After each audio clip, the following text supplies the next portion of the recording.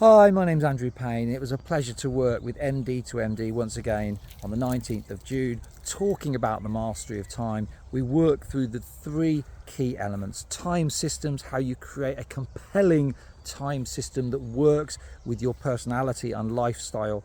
We talked about procrastination, the many common and complex causes as to why we actually procrastinate, and we talked about boundaries. How do you actually create, communicate and adhere to compelling boundaries? We all know we've got to have boundaries, but how do you actually do it? Those are the three things that we work through.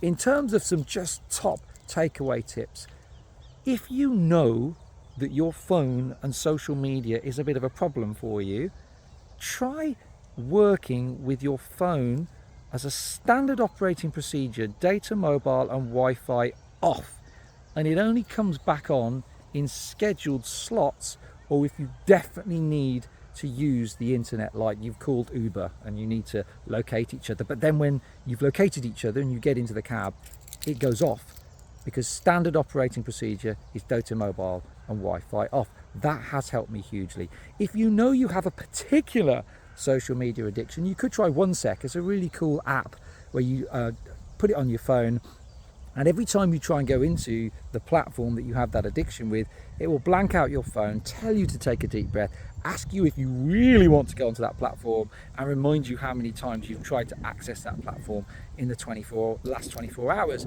That's been helpful. So it's data, mobile and Wi-Fi off, OneSec. And the other thing I would say, before you commit to something, before you say yes or no, buy yourself a little bit of time by saying to the other person, actually, I'll come back to you in 5 minutes. I just need to think about this. This is particularly important if you're dealing with pushy people, or maybe you're going to have a night to think about it. You'll email back and say, definitely interested. I need to just check a few things out. I'll come back to you in a couple of hours, or whatever it may be.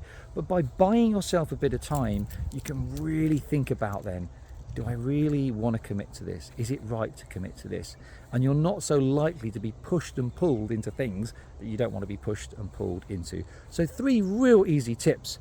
I hope that last week's session was of value to you. My name's Andrew Payne. It was a pleasure to work with you.